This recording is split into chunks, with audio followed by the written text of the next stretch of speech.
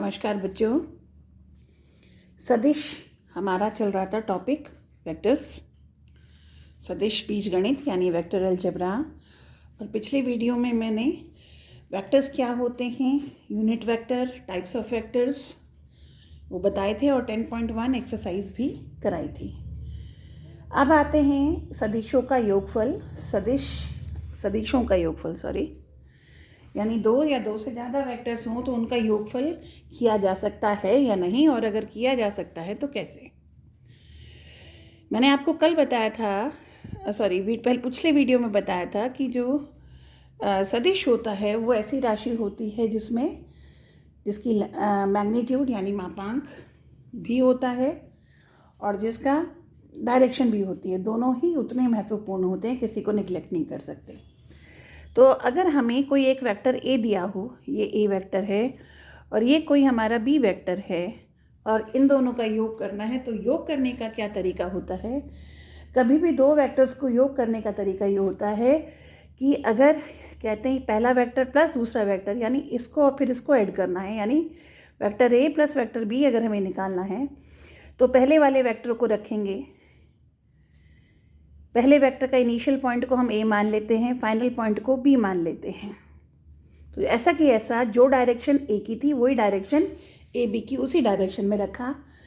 अब दूसरा जो वेक्टर है बी वेक्टर जो है, जो इसमें जोड़ा जाएगा, उसे जब इसमें जोड़ना है तो उसका तरीका ये होता है कि अब इस वेक्टर का जो इनिशियल पॉइंट है, स्टार्टिंग पॉइंट है, या जैसे कहेंगे कि जहाँ से स्टार्ट होता है वो बिंदु है, वो बिंदु पॉइंट आप बी पर रखेंगे। यानी इस वेक्टर को इस तरह से उठाएंगे कि इसकी डायरेक्शन तो चेंज ना हो, पर इसका ये वाला पॉइंट इसके ऊपर रखा जाए। तो इसे यूं उठा कर लाए और यहाँ से, यानी इसके पैरेलल एक लाइन यहाँ से खींची जो बी से शुरू होगी और इसकी जितनी लंबाई है उतनी नाप कर लंबाई, ये बी वेक्टर होगा। तो ये वेक्टर और ये दोनों वेक्टर बराबर हैं। मैं फिर बताती हूँ, कोई वेक्टर ए वेक्टर अगर लिखा है तो वेक्टर ए की डायरेक्शन ये है और लंबाई ये है, इसका ये मतलब नहीं कि ये वेक्टर यहीं रखा जा सकता है। यही वेक्टर मैं यहाँ भी लिख सकती हूँ, ये और ये वेक्टर सेम है, बस फ़र्क ये होना चाहिए कि लंबाई उसकी बराबर हो और उसकी डायरेक्शन भी सेम हो। तो इसी तरह से ये वेक्टर, तो ये और ये आपका पैरेलल है, वेक्टर ए दोनों इस तरह से ये पैरेलल है, बी इसके पैरेलल है। तो ये हुआ आपका पहला वेक्टर, ये हुआ बी वेक्टर जो मान लो सी तक जाता है, किसी बिंदु सी तक, यानी ये जो इसका पॉइंट था, फाइनल पॉइंट है, वो सी हो गया। तब इन दोनों का योग, दो वेक्टर का योग, पहला वेक्टर प्लस दूसरा वेक्टर, इस तरह से होगा कि पहले वेक्टर का जो स्टार्टिंग पॉइंट है और दूसरे वेक्टर का जो फाइनल पॉइंट है, उनको ज्वाइन करने वाली सीधी रेखा और पहले वेक्टर के स्टार्टिंग पॉइंट से दूसरे वेक्टर के फाइनल पॉइंट तक की डायरेक्शन में जो रेखा जा रही है, वो ये जो ए सी वेक्टर आएगा, यही कायदे में आपका ए वेक्टर प्लस बी वेक्टर होगा। तो ये आपका लॉ ऑफ ट्राइंगल, यानी ट्राइंगल ऑफ वेक्टर एडिशन कहते हैं, या त्रिभुज का नियम, त्रिभुज यानी ट्राइंगल का नियम, या सदिश योगफल के लिए त्रिभुज का नियम ये ऐसे होता है। तो सदिशों का योगफल जब भी करते हैं उसमें त्रिभुज का नियम लगता है कि पहला वेक्टर रखेंगे, दूसरे वेक्टर का जो स्टार्टिंग पॉइंट है वो पहले वेक्टर के एंड पॉइंट पर मैच करके रखेंगे, फिर पहले वेक्टर का स्टार्टिंग पॉइंट से दूसरे वेक्टर का जो एंड पॉइंट है उसको ज्वाइन करने वाली जो रेखा होगी वो उन दोनों का योग कहलाएगा। तो इस तरह से आप देख सकते हैं कि एक साइड, स्टार्टिंग पॉइंट यहाँ से चले यूँ, एक साइड प्लस दूसरी साइड का योग, इन दोनों का योग तीसरी साइड के बराबर होगा, taken in the direction starting to final point. तो ये इनिशियल पॉइंट, ये फाइनल पॉइंट। तो आपने फिजिक्स में भी 11th में किया होगा कि एक व्यक्ति पहले बी पे जाता है, फिर बी से सी पर जाता है, इतनी दूरी ए चलकर, इतनी दूरी बी चलकर। तो जो उसने दूरी तय करी वो A B plus B C के बराबर होगी, लेकिन जो विस्थापन हुआ वो ए सी के बराबर होगा। और हम त्रिभुज के नियम से जानते हैं कि दो साइड का योग, दो भुजाओं का योग त्रिभुज का हमेशा बड़ा होता है तीसरे से, तो AC का जो मान होगा वो A और B से के योग से छोटा होगा, या हद से हद ये बराबर होगा इन द केस अगर दोनों एक ही पैरेलल होते, A की भी A डायरेक्शन होती और B की भी A डायरेक्शन होती। अगर इस दोनों ही समदिश होते, एक ही दिशा में होते, तब इसका योग AB प्लस BC तब AC के बराबर होता। सिर्फ कब? जब ये एक ही लाइन में होते और एक ही डायरेक्शन में होते। अगर ये उल्टे डायरेक्शन में होते तो योग इनका अंतर के बराबर होता। तो कहने का मतलब दो वेक्टर्स को आप अगर एक ही डायरेक्शन में हो तो आप सीधा जोड़ेंगे, डायरेक्शन उनकी वही रहेगी जो दोनों वेक्टर्स की थी, क्योंकि दोनों वेक्टर्स की एक ही डायरेक्शन है। और अगर वो एक ही डायरेक्शन में नहीं है तब त्रिभुज का नियम लगता है इसको जोड़ने के लिए। तो ये आपका वेक्टर लॉ ऑफ एडिशन कहलाता है, यानी त्रिभुज का नियम, सदिश योगफल का त्रिभुज का नियम। तो ये तरीके से आप कोई दो वेक्टर्स को ऐड करते हैं त्रिभुज का नियम बनाकर। अब मान लीजिए एक त्रिभुज, एक वेक्टर A दे रखा है, कोइनिशियल वेक्टर है। कोइनिशियल का मतलब एक बिंदु से जनित वेक्टर्स। तो ये OA वेक्टर दे रखा है आपको और ये आपको OB वेक्टर दे रखा है। ये भी यहीं से शुरू हो रहा है, ये B वेक्टर है यहाँ से यहाँ तक। तो कहते हैं A vector plus B vector बताओ। तो फिर वही, अगर A पहले यानी A का स्टार्टिंग पॉइंट O, A का फाइनल पॉइंट ये, फिर B का स्टार्टिंग पॉइंट अगर O है तो ये उठाकर हम यहाँ लाएंगे, यानी यहाँ से एक पैरेलल लाइन खींचेंगे यूँ करते हुए, ये और ये पैरेलल समानांतर, और इसकी दूरी इसके बराबर। तो ये पॉइंट अगर हमने C मान लिया, या इसे B को कहेंगे कि B को यहाँ रख लिया, या C मान लो, तो ये और ये पैरेलल भी है, ये और ये इक्वल भी है। तो अगर हम इसे ज्वाइन करेंगे और ये एक चतुर्भुज बनता है, तो ये चतुर्भुज कैसा चतुर्भुज है? ये समानांतर चतुर्भुज है।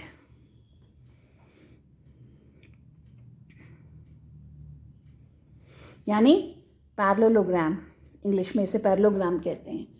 कोई भी चतुर्भुज जिसकी एक सामने वाली भुजाएं पैरेलल भी हो, इक्वल भी हो, वो समानांतर चतुर्भुज होता है। ये थ्योरम आपने क्लास 9th में या 10th में, कहीं 9th में पढ़ी थी, जहाँ तक मुझे 9th या 8th में आपने ये थ्योरम पढ़ी थी। तो इसी प्रॉपर्टी से ये क्या बन गया? आपका पैरेललोग्राम बन गया। और जितना ये B वेक्टर है तो ये भी B वेक्टर है, तो A प्लस B कितना हुआ? AC। तो यहाँ से हम ये भी कंक्लूड कर सकते हैं कि अगर दो भुजाओं का योगफल निकाल रहे हैं वेक्टर के फॉर्म में, जबकि वो किसी समानांतर चतुर्भुज की आसन भुजाएं यानी एडजेसेंट साइड्स को बिलोंग करती हैं, एक ही पॉइंट से निकलती हैं, तो जो डायगोनल होगी उसी पॉइंट से निकलने वाली इसकी समानांतर चतुर्भुज की, तो वो उन दोनों का योग के बराबर होगी। तो कायदे में लग तो ये त्रिभुज का ही नियम है, लेकिन इसी को ही पैरेललोग्राम के योग के नियम से हम जानते हैं। पैरेललोग्राम यानी समानांतर चतुर्भुज का नियम सदिश के योग के लिए, सदिश के योग का समानांतर चतुर्भुज का नियम। तो ये और ये दोनों एक ही बातें हैं, दोनों में फ़र्क नहीं है। ये A प्लस B कहलाएगा। तो कहने का मतलब कभी A वेक्टर ये हो और B वेक्टर ये हो, जो एक ही जगह से स्टार्ट हो रहे हैं, तो इन्हीं के बीच में से इनको आसन भुजा मानते हुए एक पैरेललोग्राम पूरा करेंगे, समानांतर चतुर्भुज पूरा करेंगे, और इसी पॉइंट से, जो इनका इनिशियल पॉइंट से जाने वाली जो आपकी विकर्ण है इस पैरेललोग्राम की, वो इनका योगफल कहलाएगा। ये आपका समानांतर चतुर्भुज का सदिश के योग के लिए समानांतर चतुर्भुज के नियम के नाम से जानते हैं। अब आते हैं हम प्रॉपर्टीज़ ऑफ वेक्टर एडिशन। इनके प्रॉपर वेक्टर एडिशन पर हम आते हैं, 2-3 प्रॉपर्टीज़ की याद करके फिर आगे बढ़ेंगे। सदिश योग के गुण, सदिश योग के गुण। अच्छा, इससे पहले एक चीज़ और रह गई, सदिश का डिफरेंस जो है इसे और बता दूं मैं। अगर दो वेक्टर्स का डिफरेंस की बात होती है, यानी इनके अंतर की बात होती है, तो ये सदिश का अंतर एक्चुअली में योग ही होता है। इसे हम लिखेंगे vector A plus minus vector B. यानी ये वेक्टर ए था, ये वेक्टर ए था आपका, ये वेक्टर बी। तो अब वेक्टर ए में माइनस का वेक्टर बी को योग करना है। तो यहाँ से यहाँ तक अगर ये वेक्टर बी था तो इससे ऑपोजिट डायरेक्शन में, यानी इधर की जगह इधर मुड़ जाएंगे, इधर की तरफ सीधी रेखा में, और जितनी लंबाई है उतनी लंबाई है। तो ये इस पॉइंट से, इस पॉइंट को अगर मैं ओ दे दूँ या ए दे दूँ लेट सपोज, तो ए से यहाँ तक इस तरफ ये आपका माइनस बी वेक्टर कहलाएगा। तो अब इन्हें जोड़ने का ढंग क्या होगा, वही ए माइनस बी कह रहे हैं, तो पहले ए वेक्टर रखा जाएगा। तो ये ए वेक्टर रखा, इसे मैंने ए बी मान लिया, ये वेक्टर ए हो गया। अब इसमें जुड़ रहा है माइनस का बी वेक्टर। तो माइनस का बी वेक्टर की डायरेक्शन क्या है, दूरी इतनी, और यूं ही पैरेलल करके उठाया लेकिन इस तरफ, तो बी इधर को जाता, माइनस बी इधर को आएगा इस तरफ को। तो ये माइनस बी वेक्टर हुआ बी से सी तक। तो ए प्लस माइनस बी, तो दो वेक्टर्स का योग कितना होगा, पहले वेक्टर का स्टार्टिंग पॉइंट और दूसरे वेक्टर के फाइनल पॉइंट को ज्वाइन करने वाला। तो ये जो वेक्टर आएगा ये होगा ए प्लस माइनस बी वेक्टर, और यूँ कह लो ए वेक्टर माइनस बी वेक्टर। तो दो वेक्टर्स का अंतर कुछ नहीं होता, दो वेक्टर्स का अंतर एक्चुअली में योगफल ही होता है, पहला vector plus opposite of second vector. याद रखिए माइनस जो है वो आपकी डायरेक्शन शो करता है, दिशा शो करता है, ऑपोजिट दिशा शो करता है, लेकिन उसका मापांक से कोई लेना देना नहीं होता। तो ये था आपका दो सदिशों का अंतर। तो सदिश का अंतर कुछ नहीं, सिर्फ योग ही होता है। तो आप अंतर समझ गए होंगे। अब आते हैं सदिश योग के गुणों के बारे में। पहली प्रॉपर्टी होती है कि कम्यूटेटिव प्रॉपर्टी, यानी क्रम विनिमय का नियम। क्या सदिश, दो सदिशों का योग क्रम विनिमय नियम का पालन करते हैं। मतलब अगर एक वेक्टर ए हो प्लस वेक्टर बी हो, क्या ये सेम होगा vector B plus vector A के। लेट्स सी, ये वेक्टर ए था इधर और ये वेक्टर बी दे रखा है ऐसे, दोनों को जोड़ते हैं। इसी डायरेक्ट पैरेलल यहाँ ड्रॉ किया उतनी लंबाई का, पैरेलल यहाँ ड्रॉ किया उतनी ही लंबाई का। ये दूरी ए, ये दूरी बी, ये ए बी, ये बी सी। तो ए सी जो है वो आपका ए प्लस बी कहलाएगा। अब हम आते हैं बी प्लस सी पर। तो पहले हमने वेक्टर लिखा यहाँ पर वेक्टर बी, ये वेक्टर बी हुआ। अब वेक्टर ए उठा के रखेंगे आगे, क्योंकि अब हम कर रहे हैं बी प्लस ए, पहले बी फिर ए।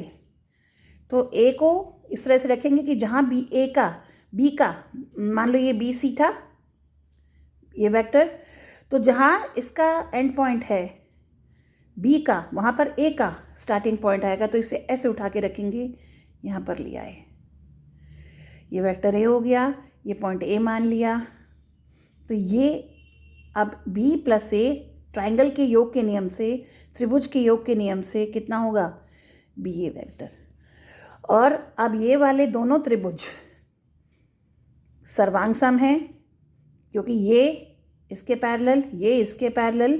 तो इन्हें अगर आगे बढ़ाएं तो आप पाएंगे ये एंगल इसके बराबर, और जब ये सर्वांग सम होंगे तो आपकी ये और ये डायरेक्शन भी सेम दिख रही है आपको, और इनकी लंबाई भी बराबर ही होगी। तो आप देख रहे हैं ये बी प्लस सी था, तो बी प्लस सी और ए प्लस बी इक्वल है, अतः ये क्रम विनिमय नियम का पालन करता है। तो ये कहलाएगा आपका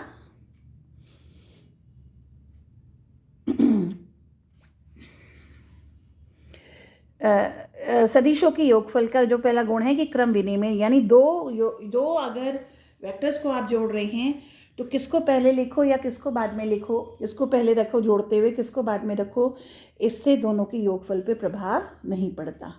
तो क्रम विनिमय यानी क्रम को अगर एक्सचेंज कर देते हैं, इंग्लिश में इसे हम कम्यूटेटिव लॉ कहते हैं, commutative law of for addition of vectors. दूसरा तो होता है एसोसिएटिव लॉ यानी साहचर्य नियम, यानी associative law for vector addition, कि अगर तीन वेक्टर्स जोड़ रहे हैं A plus B plus C, तो एट ए टाइम दो जोड़े जाएंगे। तो पहले अगर इन दोनों को जोड़ लें फिर रिजल्ट में सी जोड़ें, या पहले बी और सी को जोड़ लें फिर रिजल्ट में ए जोड़ें, या फिर पहले ए और सी को जोड़ लें फिर बाद में बी जोड़ें, एक ही बात है। तो ये हमेशा बराबर होगा। कैसे, ये भी देखते हैं। एक वेक्टर ए दे रखा है, फिर उसमें बी जोड़ा, बी की डायरेक्शन ये है, फिर लेट सपोज ये सी की डायरेक्शन थी। तो पहले ए प्लस बी करेंगे, ये ए बी सी डी, तो A B A vector, B C B vector, C D D vector. तो पहले ए प्लस बी को जोड़ेंगे तो ए सी जो आएगा वो आपका होगा vector A plus vector B. ये आपके त्रिभुज के नियम से आया, त्रिभुज के योगफल के नियम से। तो अब यानी इस त्रिभुज में ये प्लस ये, याद रखना डायरेक्शन यहाँ से यहाँ, फिर यहाँ से यहाँ, इक्वल टू यहाँ से यहाँ। अब इसके बाद अब हम जोड़ रहे हैं ए सी प्लस सी डी। तो ए सी प्लस सी डी अगर जोड़ेंगे तो ए सी और सी डी, इनका इनिशियल, पहले वाले का आखिरी पॉइंट टर्मिनेटिंग पॉइंट और दूसरे वेक्टर का स्टार्टिंग इनिशियल पॉइंट, ये दोनों सेम हैं। तो यानी अब योग क्या होगा, पहले वाले का स्टार्टिंग पॉइंट और दूसरे वाले का फाइनल पॉइंट, यानी ए डी जो होगा वो इनका योग होगा। तो ये आपका योग आया।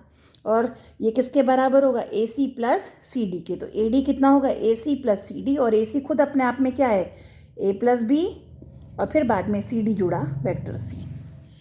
अब अगर हम इसी को दोबारा करें कि हम तो पहले बी और सी को जोड़ते हैं फिर बाद में ए को जोड़ेंगे। तो ये मैंने पहले बी वेक्टर बी सी लिखा, फिर ये वेक्टर आपका सी वेक्टर हुआ सी डी, इन दोनों को जोड़ा, और फिर बाद में ए जोड़ेंगे। तो ए मैं यहीं मान लेती हूँ अभी फ़िलहाल।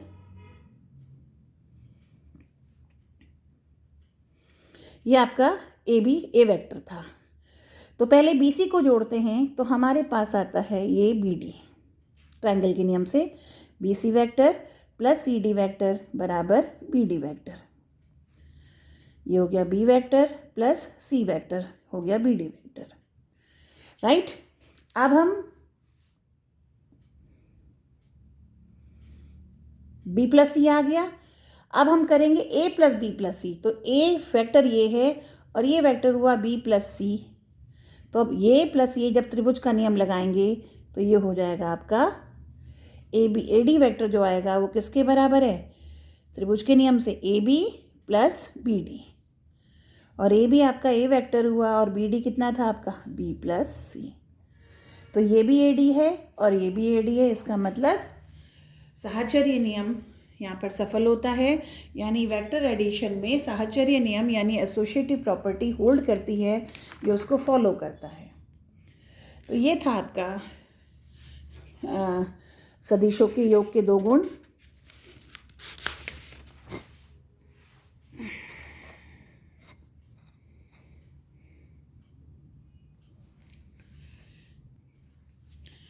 अब हम सीखते हैं किसी अदिश संख्या का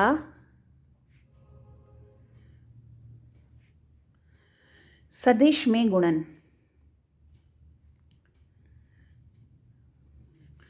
मतलब वेक्टर ए हमें दे रखा है, ये ए बी, माना इसकी लंबाई 3 सेंटीमीटर है। तो वेक्टर ए हुआ आपका 3 सेंटीमीटर, वेक्टर ए का मैग्नीट्यूड 3 सेंटीमीटर, और डायरेक्शन क्या हुई, ए से बी, इसकी डायरेक्शन हुई। तो वेक्टर ए हुआ modulus A and direction is A to B. आप इस तरह से करेंगे, क्लियर हुआ। अब मान लीजिए मैं कहती हूँ 5 टाइम्स ऑफ ए वेक्टर, मैं इस वेक्टर ए को 5 से गुणा कर दिया। तो 5 कैसी संख्या है, अदिश संख्या है, यानी एक इसका मैग्नीट्यूड तो है 5 सेंटीमीटर लंबाई तो हो गई, लेकिन इसकी कोई डायरेक्शन नहीं है। तो ये 5 जो राशि है ये अदिश राशि है, क्योंकि ये ऐसी राशि है जिसमें सिर्फ मैग्नीट्यूड है, मापांक है, लेकिन इसमें दिशा नहीं है। और ये ए वेक्टर ऐसा है जिसके मापांक भी है और दिशा भी है। जब ये इसमें गुणा हो रहा है तो इसका मतलब जो मापांक है, अदिश राशि है, जो भी कोई सदिश राशि है, 2 चीज़ों से बनती है, उसका मापांक यानी उसकी लंबाई मैग्नीट्यूड और उसकी डायरेक्शन। तो जो डायरेक्शन, जो उसका मैग्नीट्यूड होता है वो खुद अपने आप में अदिश संख्या होती है, और जब अदिश संख्या में अदिश संख्या गुणा होगी तो वो सिंपल मल्टीप्लिकेशन जैसे नंबर्स का होता है, डायरेक्शन पे उसका कोई भी प्रभाव नहीं पड़ता। तो ये हो जाएगा 5 गुणा ए का मैग्नीट्यूड यानी 3 और डायरेक्शन हो गई ए से बी, तो ये हो गया 15 सेंटीमीटर ए से बी। ये 5a का मतलब हुआ। तो 5a वेक्टर का अगर मॉडुलस लेंगे यानी क्रमांक लें तो कितना आएगा, मापांक लें तो कितना आएगा, 15।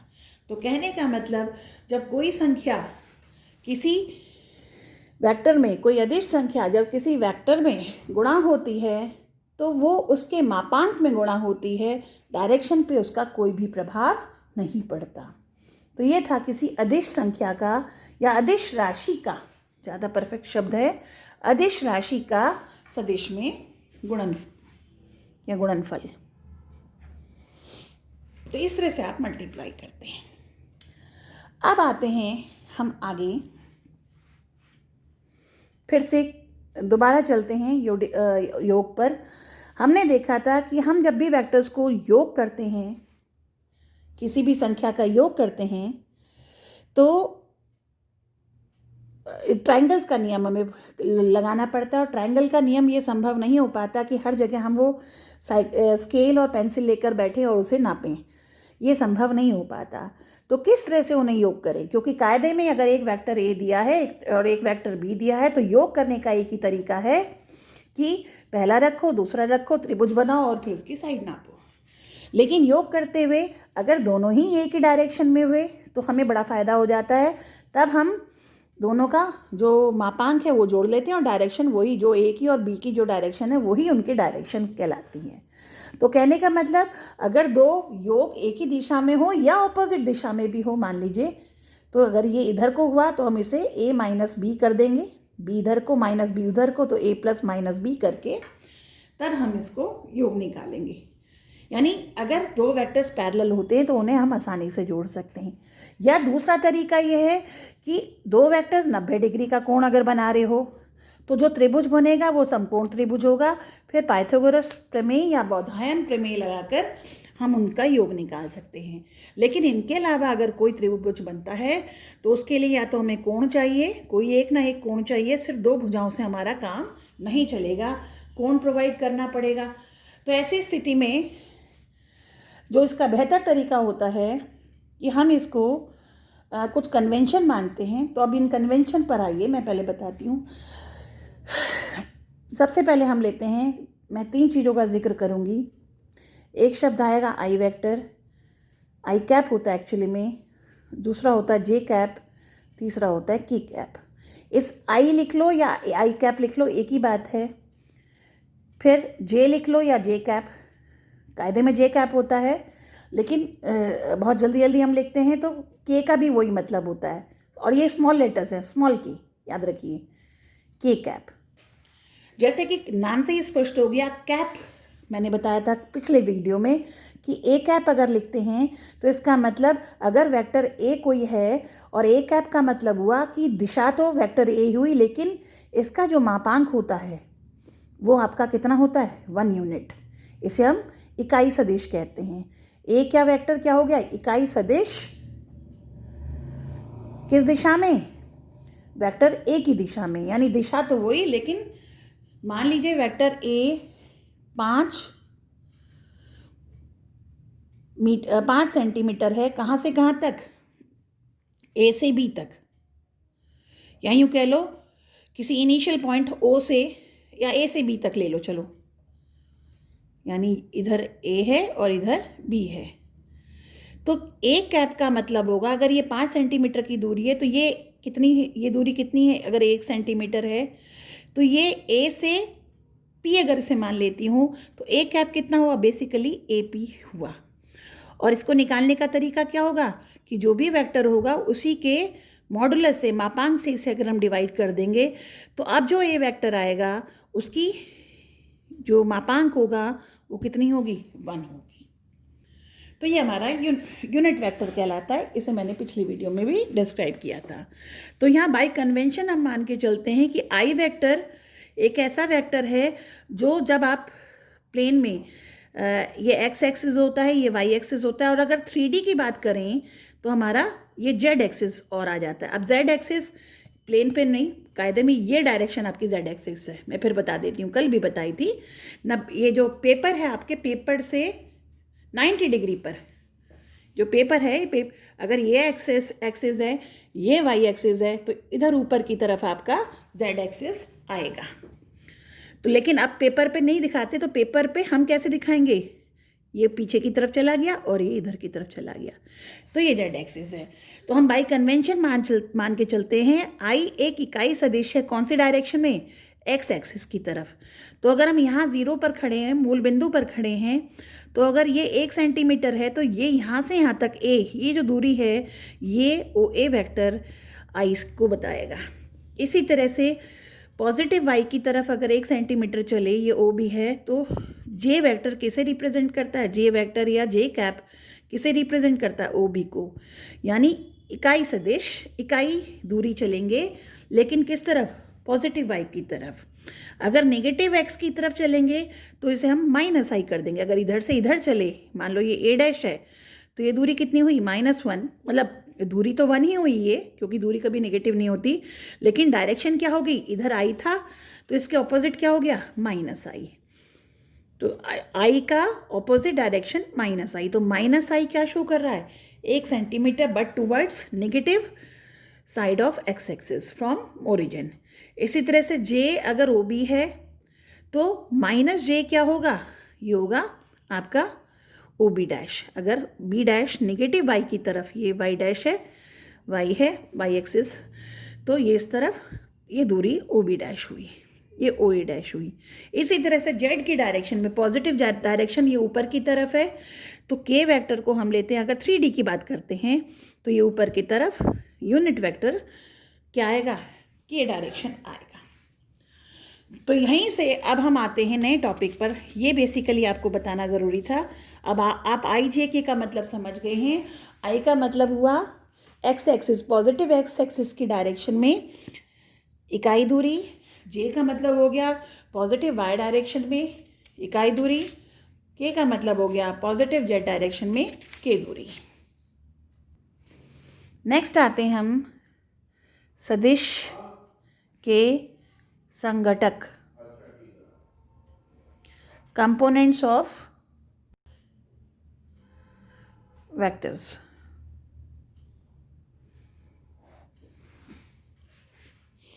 ये था आपका सदिश के संघटक। ये क्या होता है,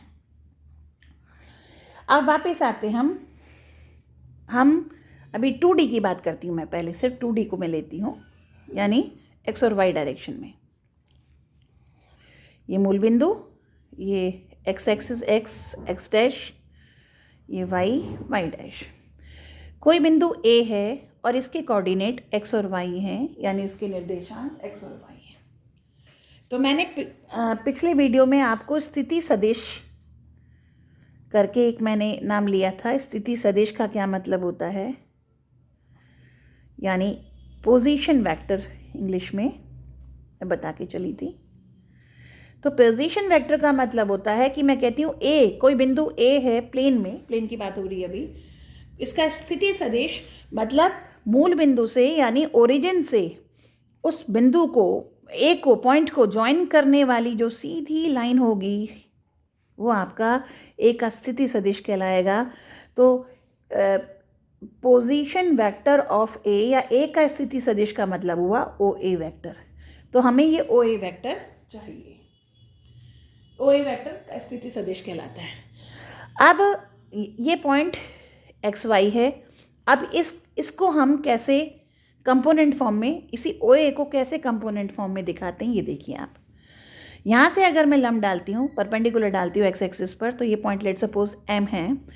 तो अगर ये कोऑर्डिनेट एक्स वाई है, इसका मतलब ये दूरी कितनी हो गई, एक्स हो गई। तो ओ एम की दूरी कितनी है, एक्स, और ए एम पैरेलल टू, यहाँ से अगर मैं यहाँ पर लंब डालूंगी, एन है, तो ये दूरी कितनी हो गई, वाई, और ये अपने आप में रेक्टेंगल बन गया, तो ये वाई, तो ये भी वाई। तो जो ओ एम की दूरी है वो एक्स हुई, और एम ए की दूरी या ए एम की दूरी कितनी होगी, वाई। अब अगर मुझे इस ओ एम वैक्टर को किस में डालना है, वेक्टर फॉर्म में कन्वर्ट कर रहा है। ये ओ एम सिर्फ दूरी थी, लेकिन I want to write O M vector. तो इसका दूरी तो यानी उसकी लंबाई कितनी हुई, एक्स, और डायरेक्शन कहाँ से लेंगे, एक्स दिशा में जा रहा है। और अभी मैं बता के चली थी आई कैप क्या था, ऐसी डायरेक्शन जो एक्स, पॉजिटिव एक्स की तरफ चले, और इसकी इकाई कितनी है, एक, यानी तो अगर ये एक्स लंबाई है और ये थी आपकी यहाँ से यहाँ तक आई है, तो ओ एम को क्या लिखेंगे, एक्स गुणा आई। यानी कोई भी कैप यानी इकाई सदिश सिर्फ डायरेक्शन प्रोवाइड करता है, मैग्नीट्यूड उसका 1 होता है। तो अगर मैग्नीट्यूड मुझे उसका 10 गुना लेना हो, मान लीजिए 10 सेंटीमीटर का मुझे उसका मैग्नीट्यूड लेना हो, तो मैं उसे 10 से गुणा कर दूंगी। तो कोई ऐसा वेक्टर जो उसी डायरेक्शन में जा रहा हो लेकिन एक्स दूरी लेना हो, तो वो हो जाएगा एक्स आई। तो ये दूरी क्या हो गई, एक्स आई।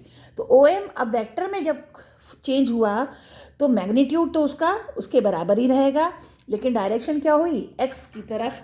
तो एक्स की डायरेक्शन हमने किससे ली, आई से।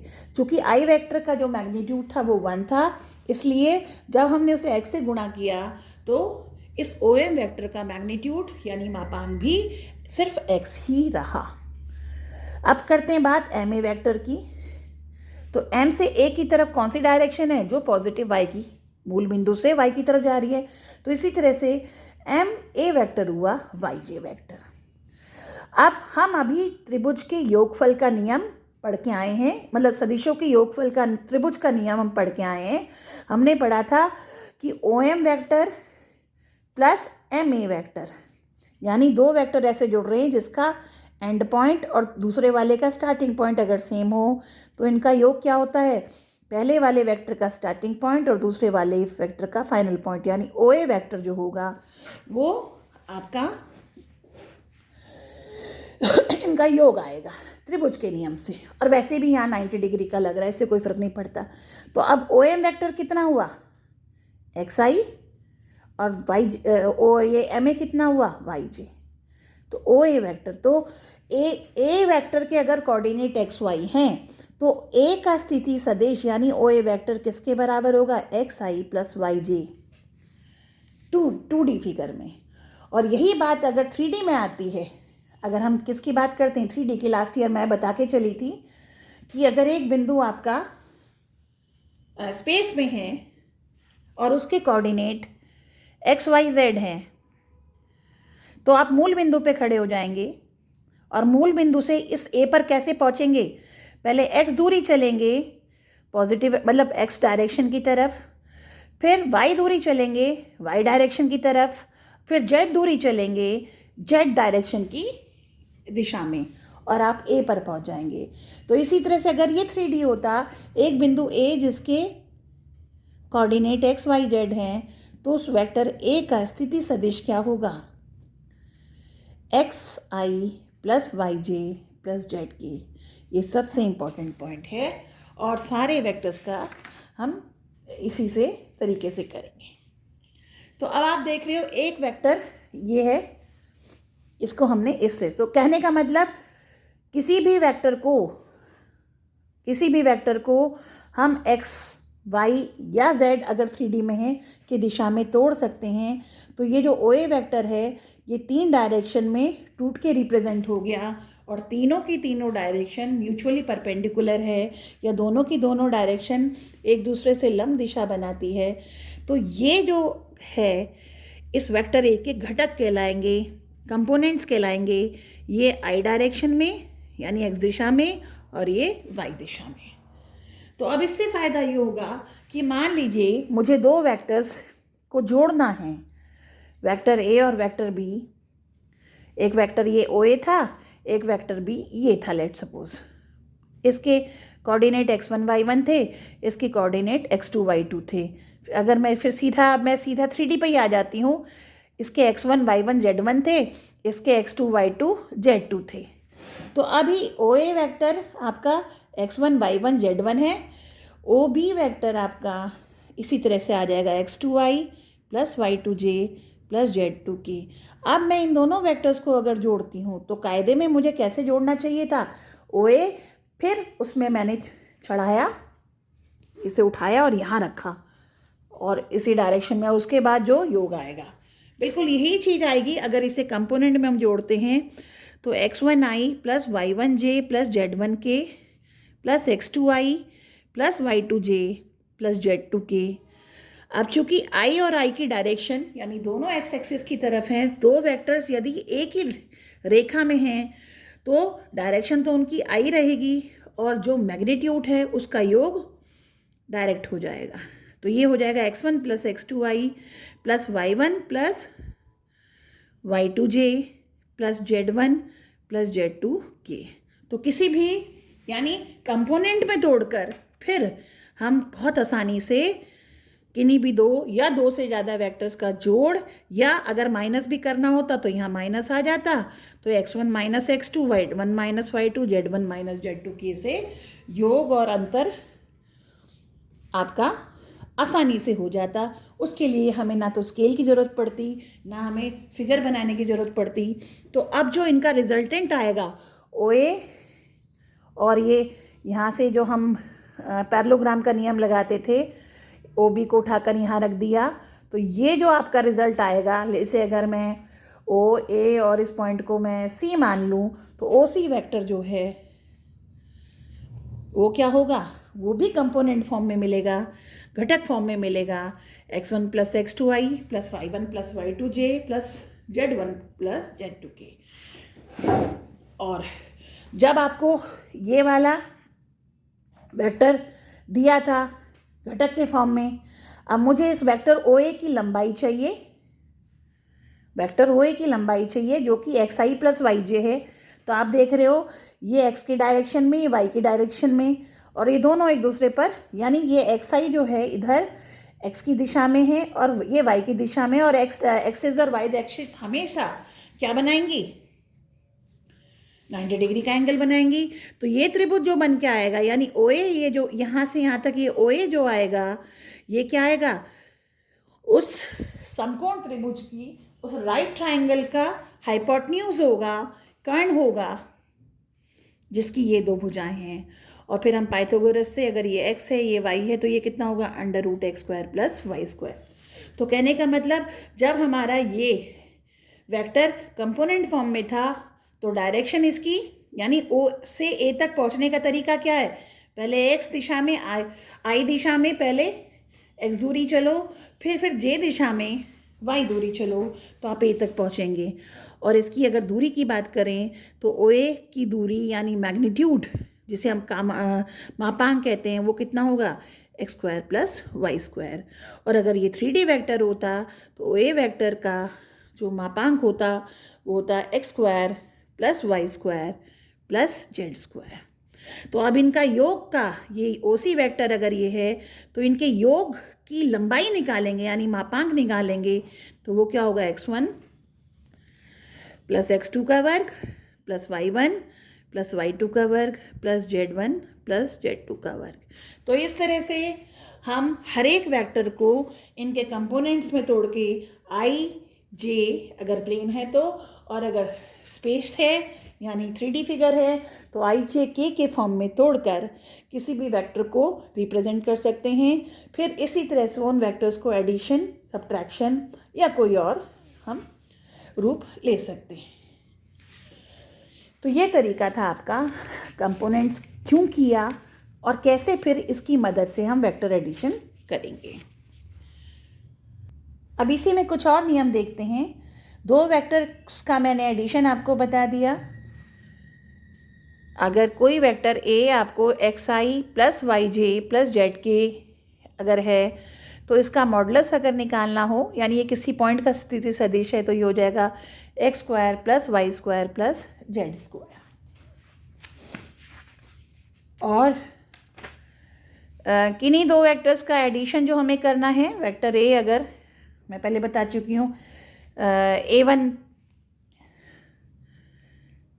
I plus A2 J plus A3 K है, और बी वेक्टर है B1 I plus B2 J। अब यहाँ I J K का मतलब कैप है, ये लिखो या ना लिखो एक ही बात है। आपकी किताब में तो हर जगह कैप दिए हुए हैं, पर अगर आप नहीं भी लिख रहे हैं तो इसका मतलब भी यही है, लिखो या ना लिखो।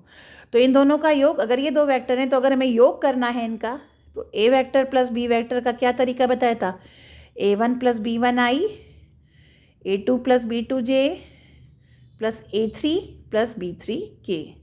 अगर इन्हीं का अंतर होता तो ये हो जाता, यहाँ बी वेक्टर सारा ये माइनस बी बन जाता, तो माइनस बी का मतलब minus B1 I minus B2 J minus B3 K, और जब ये जुड़ता तो A1 minus B1 I, A2 minus B2 J plus A3 minus B3 K। तो सिर्फ सम और डिफरेंस यानी योग और अंतर हम ऐसे निकाल सकते हैं यदि कंपोनेंट फॉर्म में दिया हो। तीसरी बात ये है, मान लीजिए कह देते हैं वेक्टर ए और वेक्टर बी बराबर है, यानी A1 I plus A2 J plus A3 K बराबर है B1 I plus B2 J plus B3 K के। तो इसका सीधा सा मतलब ये तभी संभव है जब हर एक कंपोनेंट अलग अलग बराबर हो, यानी A1 B1 के बराबर होगा, A2 B2 के बराबर होगा, और C1 A3 B3 के बराबर होगा। ये तीनों ही बराबर होंगे तब ये वेक्टर बराबर होंगे, अन्यथा नहीं होंगे। चौथी चीज़ मैंने बताई थी कि अगर एक ए वेक्टर दिया है और उसे 5 ए वेक्टर लिखना है तो क्या होता था, मैग्नीट्यूड मल्टीप्लाई होता था। तो इसी तरह से अगर vector A1 I plus A2 J plus A3 K है और इसे 5 से गुणा कर रही हूँ, तो इसका मतलब जो इसका मापांक भाग है, जो लंबाई है, जो घटकों की मतलब I J K डायरेक्शन, सिर्फ डायरेक्शन शो करेगा, वेक्टर फॉर्म वेक्टर का जो डायरेक्शन वाला भाग है उसे बताएगा। लेकिन A1 A2 A3 ये क्या शो करेगा, 5A1 plus 5I 5A2 J plus 5A3 K, यानी जो मापांक है तीनों दिशाओं में जो लंबाई है वो 5-5 बढ़ जाएगी। तो किसी लैम्डा राशि से, अदिश राशि से अगर किसी वेक्टर को मल्टीप्लाई करते हैं, अगर वो कंपोनेंट फॉर्म में है, तो क्या हो जाएगा, lambda A1 I lambda A2 J lambda A3 K। इस तरह से किसी सदिश राशि का हम मल्टीप्लिकेशन, अदिश राशि का सदिश में मल्टीप्लिकेशन करेंगे। इसके अलावा कुछ और छोटे से नियम हैं।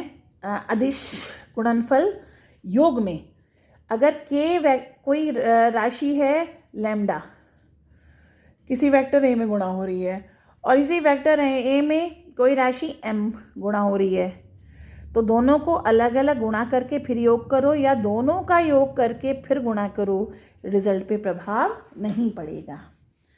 इसी तरह से पहले आपने वेक्टर ए में लैम्डा मल्टीप्लाई किया और फिर बाद में m से मल्टीप्लाई किया, तो इट इज़ सेम कि पहले m और लैम्डा को ही मल्टीप्लाई कर लो और फिर उसे मतलब ए वेक्टर में लैम्डा और m दोनों एक साथ मल्टीप्लाई कर लो, एक एक करके करने की ज़रूरत नहीं है। तीसरा कि कोई वेक्टर ए है, कोई वेक्टर बी है, कोई अदिश राशि लैम्डा अगर ए में मल्टीप्लाई हो रही है और बी में भी मल्टीप्लाई हो और फिर इनका एडिशन है, इट इज़ सेम कि आप पहले एडिशन कर लो और फिर बाद में लैम्डा से गुणा कर लो उसके योगफल को, तो दोनों ही स्थिति में रिजल्ट सेम रहेगा। तो ये आपका आज के लिए इतना ही करते हैं क्योंकि काफ़ी बड़ा वीडियो हो गया है। इसके बाद आगे के टॉपिक और अगली चीज़ें मैं आपको अगले वीडियो में बताऊंगी। Thank you.